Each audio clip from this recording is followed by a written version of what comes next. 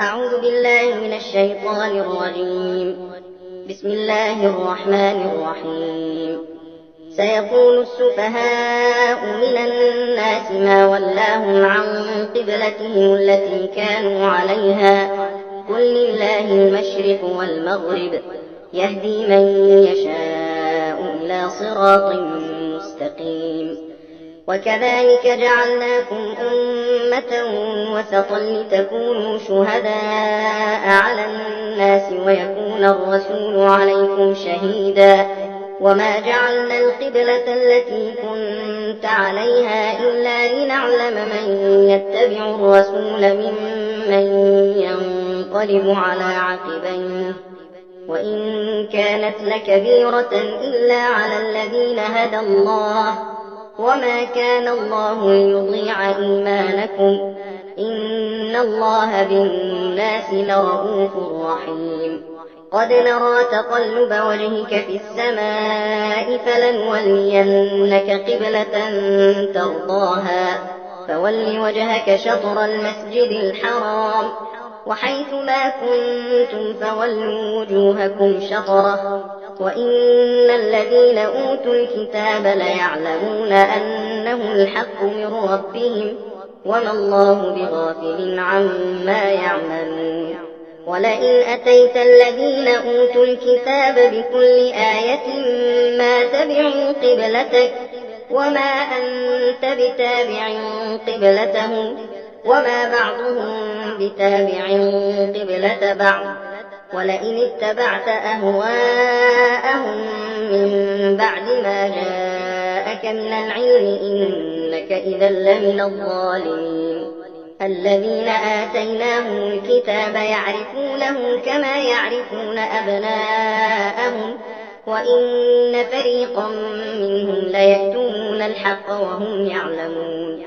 الحق من ربك فلا تكونن من الممترين ولكل وجهة هو موليها فاستبقوا الخيرات أينما تكونوا يأت بكم الله جميعا إن الله على كل شيء قدير. ومن حيث خرجت فول وجهك شطر المسجد الحرام وإنه للحق من ربك وما الله بغافل عما تعملون. ومن حيث خرجت فول وجهك شطر المسجد الحرام وحيث ما كنتم فولوا وجوهكم شطره لئلا يكون للناس عليكم حجة إلا الذين ظلموا منهم فلا تخشوهم واخشوني ولأتم نعمتي عليكم ولعلكم تهتدون. كما أرسلنا فيكم رسولا منكم يتلو عليكم آياتنا ويزكيكم ويعلمكم الكتاب والحكمة ويعلمكم ما لم تكونوا تعلمون فاذكروني أذكركم واشكروا لي ولا تكفرون. يا أيها الذين آمنوا استعينوا بالصبر والصلاة إن الله مع الصابرين. ولا تقولوا لمن يقتل في سبيل الله أموات بل أحياء ولكن لا تشعرون. ولنبلونكم بشيء من الخوف والجوع ونقص من الأموال والأنفس والثمرات وبشر الصابرين الذين إذا أصابتهم مصيبة قالوا إنا لله وإنا إليه راجعون أولئك عليهم صلوات من ربهم ورحمة وأولئك هم المهتدون. إن الصفا والمروة من شعائر الله فمن حج البيت أو اعتمر فلا جناح عليه أن يطوف بهما ومن تطوع خيرا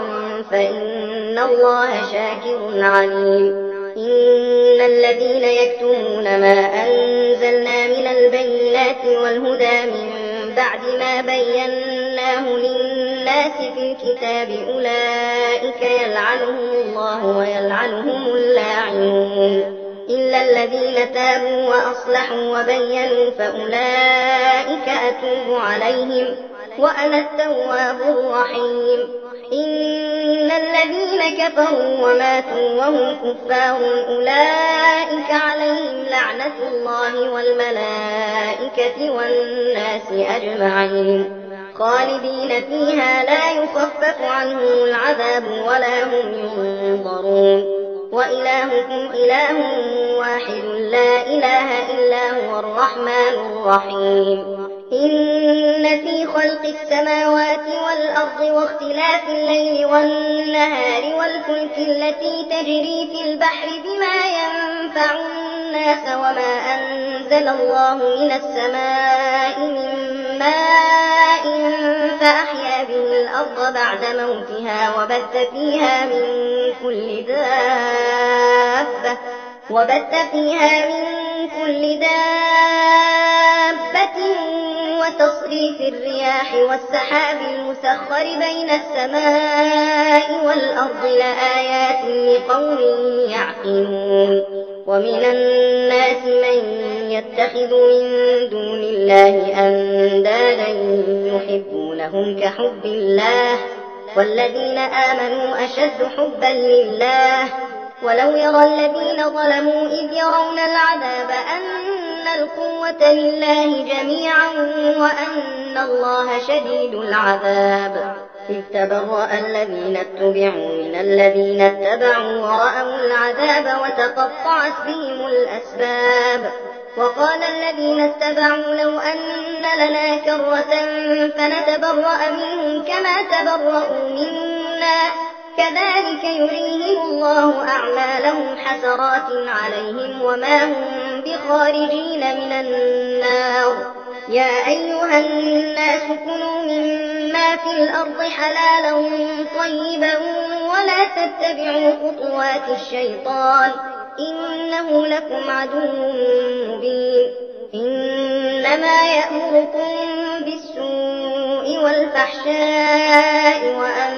تقولوا على الله ما لا تعلمون وإذا قيل لهم اتبعوا ما أنزل الله قالوا بل نتبع ما ألفينا عليه آباءنا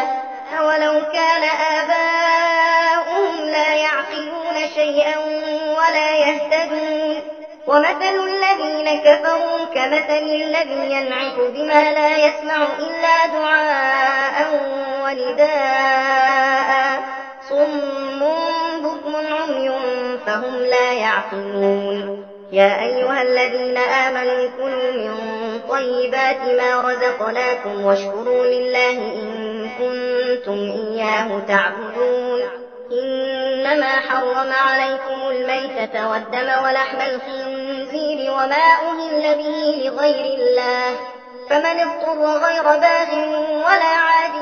فلا إثم عليه إن الله غفور رحيم إن الذين يكتمون ما أنزل الله من الكتاب ويشترون به ثمنا قليلا أولئك ما يأكلون في بطونهم إلا النار ولا يكلمهم الله يوم القيامة ولا يزكيهم ولهم عذاب أليم أولئك الذين اشتروا الضلالة بالهدى والعذاب بالمغفرة فما أصبرهم على النار ذلك بأن الله نزل الكتاب بالحق وإن الذين اختلفوا في الكتاب لفي شقاق بعيد ليس البر أن تولوا وجوهكم قبل المشرق والمغرب ولكن البر من آمن بالله واليوم الآخر والملائكة والكتاب والنبيين وآتى المال على حبه ذوي القربى واليتامى والمساكين وابن السبيل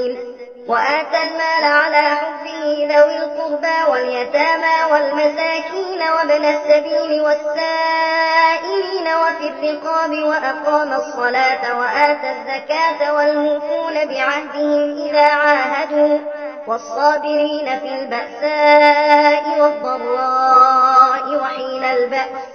أولئك الذين صدقوا وأولئك هم المتقون يا أيها الذين آمنوا كتب عليكم القصاص في القتلى الحر بالحر والعبد بالعبد والأنثى بالأنثى فمن عفي له من أخيه شيء فاتباع بالمعروف وأداء إليه بإحسان، ذلك تخفيف من ربكم ورحمة،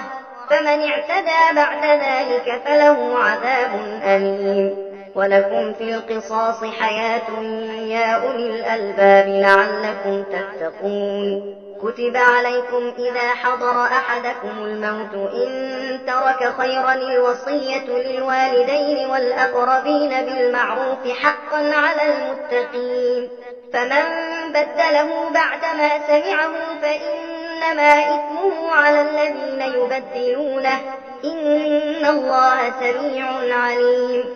فمن خاف من موص جنفا أو إثما فأصلح بينهم فلا إثم عليه، إن الله غفور رحيم. يا أيها الذين آمنوا كتب عليكم الصيام كما كتب على الذين من قبلكم لعلكم تتقون، أياما معدودات.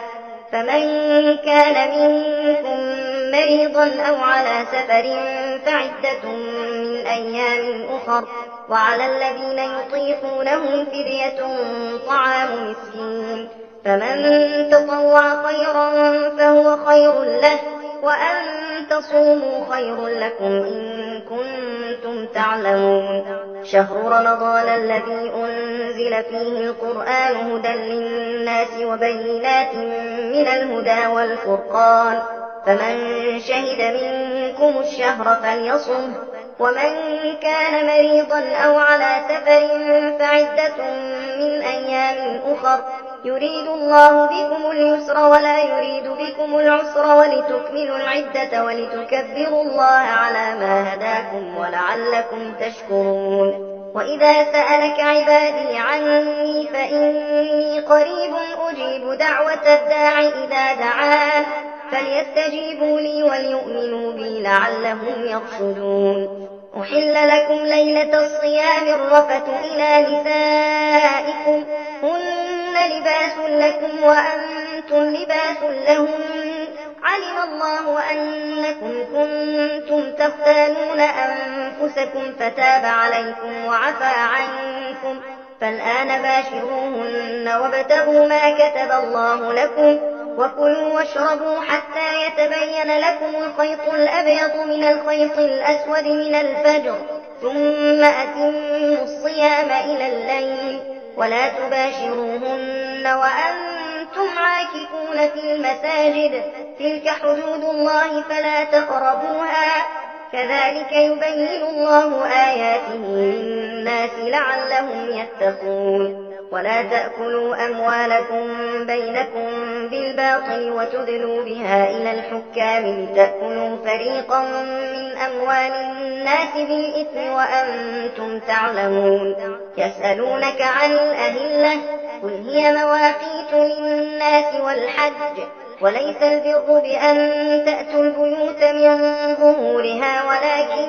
البر من اتقى، وأتوا البيوت من أبوابها واتقوا الله لعلكم تفلحون. وقاتلوا في سبيل الله الذين يقاتلونكم ولا تعتدوا، إن الله لا يحب المعتدين. واقتلوهم حيث ثقفتموهم وأخرجوهم من حيث أخرجوكم، والفتنة أشد من القتل، ولا تقاتلوهم عند المسجد الحرام حتى يقاتلوكم فيه، فإن قاتلوكم فاقتلوهم، كذلك جزاء الكافرين، فإن انتهوا فإن الله غفور رحيم. وقاتلوهم حتى لا تكون فتنة ويكون الدين لله، فإن انتهوا فلا عدوان إلا على الظالمين. الشهر الحرام بالشهر الحرام والحرمات قصاص، فمن اعتدى عليكم فاعتدوا عليه بمثل ما اعتدى عليكم، واتقوا الله واعلموا أن الله مع المتقين. وأنفقوا في سبيل الله ولا تلقوا بأيديكم إلى التهلكة، وأحسنوا إن الله يحب المحسنين. وأتموا الحج والعمرة لله، فإن أحصرتم فما استيسر من الهدي، ولا تحلقوا رؤوسكم حتى يبلغ الهدي محله، فمن كان منكم مريضا أو به أذى من رأسه ففدية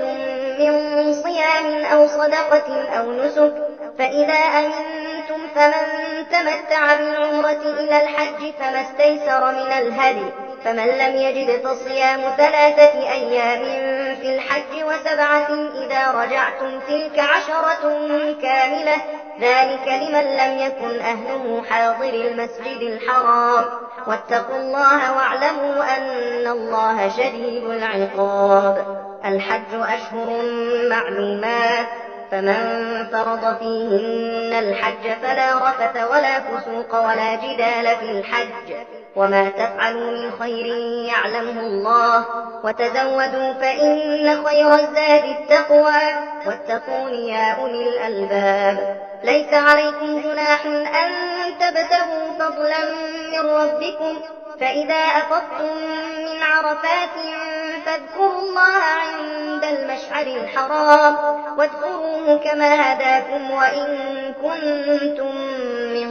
قبله لمن الضالين. ثم أفيضوا من حيث أفاض الناس واستغفروا الله، إن الله غفور رحيم. فإذا قضيتم مناسككم فاذكروا الله كذكركم آباءكم أو أشد ذكرا،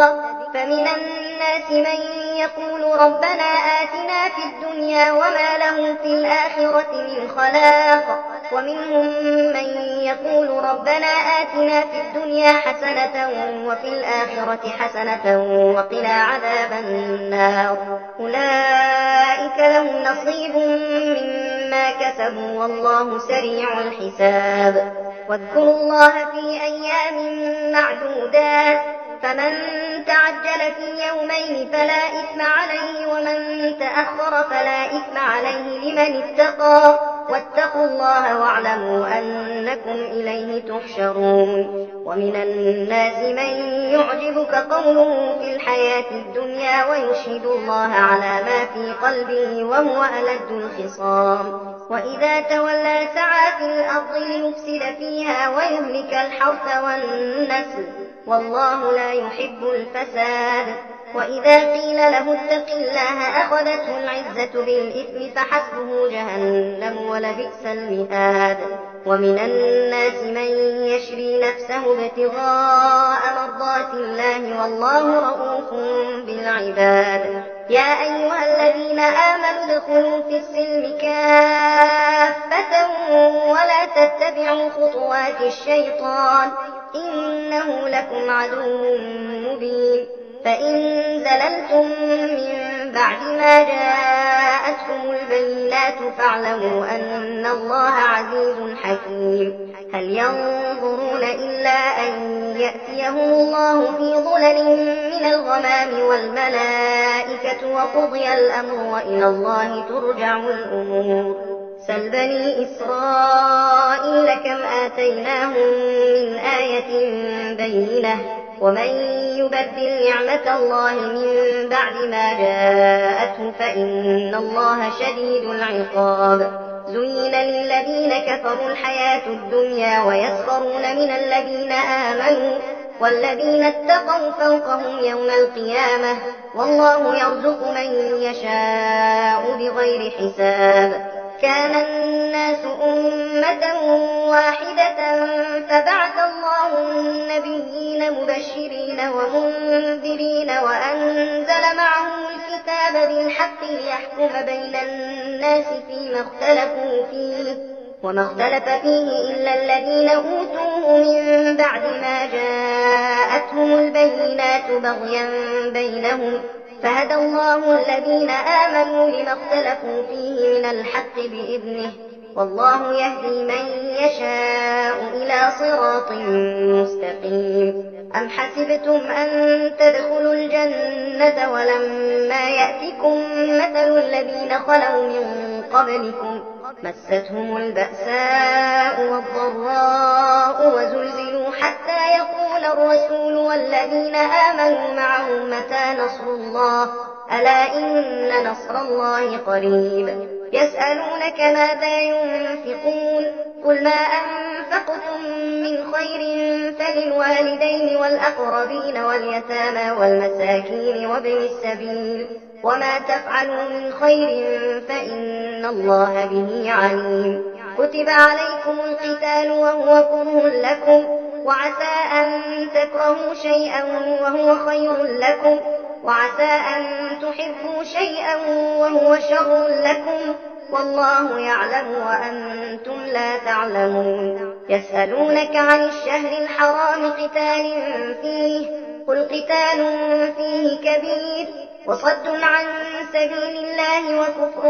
به والمسجد الحرام وإخراج أهله منه أكبر عند الله والفتنة أكبر من القتل ولا يزالون يقاتلونكم حتى يردوكم عن دينكم إن استطاعوا ومن يرتد منكم عن دينه فيمت وهو كافر فأولئك حبطت أعمالهم في الدنيا والآخرة وأولئك أصحاب النار هم فيها خالدون إن الذين آمنوا والذين هاجروا وجاهدوا في سبيل الله أولئك يرجون رحمة الله والله غفور رحيم يسألونك عن الخمر والميسر قل فيهما إثم كبير ومنافع للناس وإثمهما أكبر من نفعهما ويسألونك ماذا ينفقون قل العفو كذلك يبين الله لكم الآيات لعلكم تتفكرون في الدنيا والآخرة ويسألونك عن اليتامى قل إصلاح لهم خير وإن تخالطوهم فإخوانكم والله يعلم المفسد من المصلح ولو شاء الله لأعنتكم إن الله عزيز حكيم ولا تنكحوا المشركات حتى يؤمنوا ولأمة مؤمنة خير من مشركة ولو أعجبتكم ولا تنكحوا المشركين حتى يؤمنوا ولعبد مؤمن خير من مشرك ولو أعجبكم أولئك يدعون إلى النار والله يدعو إلى الجنة والمغفرة بإذنه ويبين آياته للناس لعلهم يتذكرون ويسألونك عن المحيض قل هو أذى فاعتزلوا النساء في المحيض ولا تقربوهن حتى يطهرن فإذا تطهرن فأتوهن من حيث أمركم الله إن الله يحب التوابين ويحب المتطهرين نساؤكم حرث لكم فأتوا حرثكم أنى شئتم وقدموا لأنفسكم واتقوا الله واعلموا أنكم ملاقوه وبشر المؤمنين ولا تجعلوا الله عرضة لأيمانكم أن تبروا وتتقوا وتصلحوا بين الناس والله سميع عليم لا يؤاخذكم الله باللغو في أيمانكم ولكن يؤاخذكم بما كسبت قلوبكم والله غفور حليم للذين يؤلون من نسائهم تربص 4 أشهر فإن فاءوا فإن الله غفور رحيم وإن عزموا الطلاق فإن الله سميع عليم والمطلقات يتربصن بأنفسهن 3 قروء ولا يحل لهن أن يكتمن ما خلق الله في أرحامهن إن كن يؤمن بالله واليوم الآخر وبعولتهن أحق بردهن في ذلك إن أرادوا إصلاحا ولهن مثل الذي عليهن بالمعروف وللرجال عليهن درجة والله عزيز حكيم الطلاق 2 فإمساك بمعروف أو تسريح بإحسان ولا يحل لكم أن تأخذوا مما آتيتموهن شيئا إلا أن يخافا ألا يقيما حدود الله. فإن خفتم ألا يقيما حدود الله فلا جناح عليهما فيما افتدت به، تلك حدود الله فلا تعتدوها، ومن يتعد حدود الله فأولئك هم الظالمون. فإن طلقها فلا تحل له من بعد حتى تنكح زوجا غيره، فإن طلقها فلا جناح عليهما أن يتراجعا إن ظنا أن يقيما حدود الله، وتلك حدود الله يبينها لقوم يعلمون. وإذا طلقتم النساء فبلغن أجلهن فأمسكوهن بمعروف أو سرحوهن بمعروف، ولا تمسكوهن ضرارا لتعتدوا، ومن يفعل ذلك فقد ظلم نفسه. ولا تتخذوا آيات الله هزوا،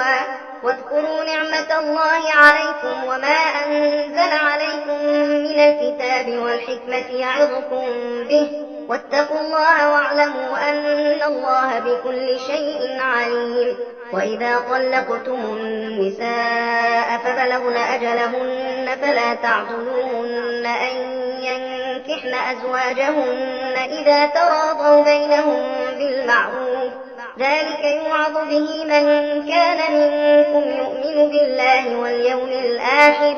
ذلكم أزكى لكم وأطهر، والله يعلم وأنتم لا تعلمون. والوالدات يرضعن أولادهن حولين كاملين لمن أراد أن يتم الرضاعة، وعلى المولود له رزقهن وكسوتهن بالمعروف، لا تكلف نفس إلا وسعها، لا تضار والدة بولدها ولا مولود له بولده، وعلى الوارث مثل ذلك، فإن أرادا فصالا عن تراض منهما وتشاور فلا جناح عليهما. وإن أردتم أن تسترضعوا أولادكم فلا جناح عليكم إذا سلمتم ما آتيتم بالمعروف، واتقوا الله واعلموا أن الله بما تعملون بصير. والذين يتوفون منكم ويذرون أزواجا يتربصن بأنفسهن 4 أشهر و10، فإذا بلغن أجلهن فلا جناح عليكم فيما فعلن في أنفسهن بالمعروف، والله بما تعملون خبير. ولا جناح عليكم فيما عرضتم به من خطبة النساء أو أكننتم في أنفسكم، علم الله أنكم ستذكرونهن ولكن لا تواعدوهن سرا إلا أن تقولوا قولا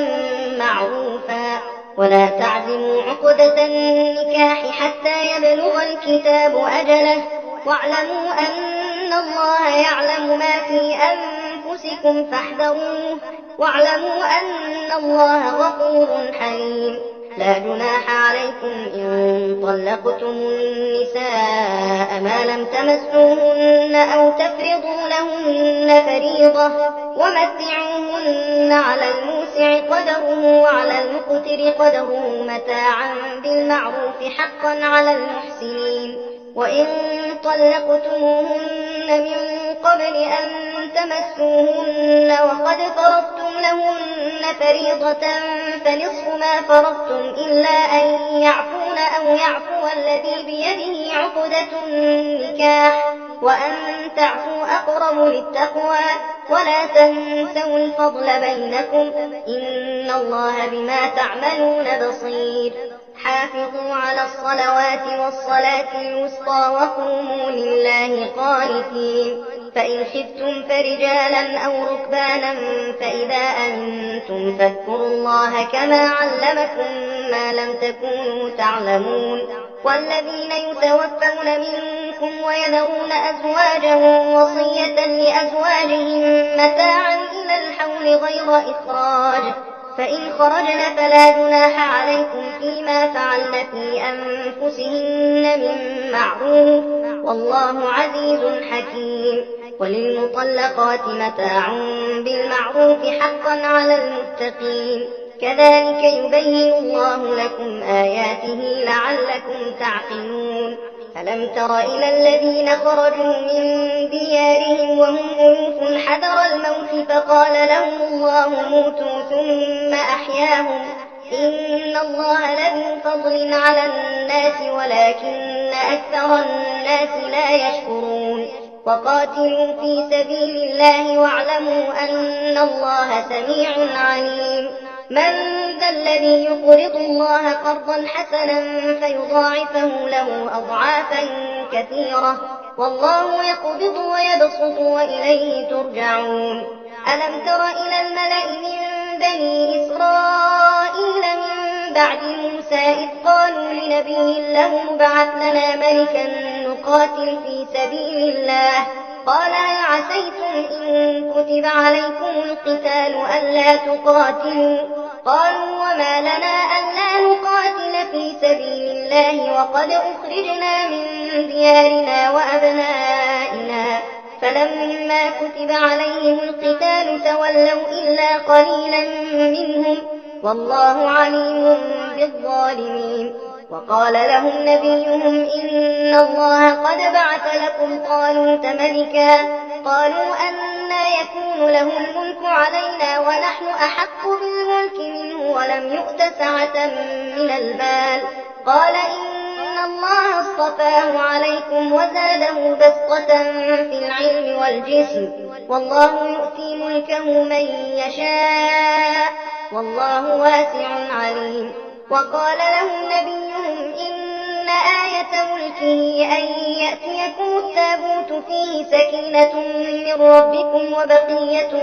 مما ترك آل موسى وآل هارون تحمله الملائكة إن في ذلك لآية لكم إن كنتم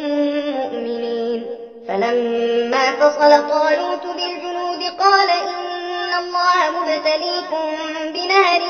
فمن شرب منه فليس مني ومن لم يطعمه فإنه مني إلا من اغترف غرفة بيده فشربوا منه إلا قليلا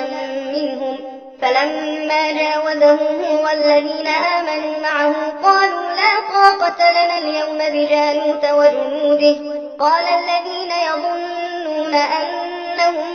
ملاقوا الله كم من فئة قليلة غلبت فئة كثيرة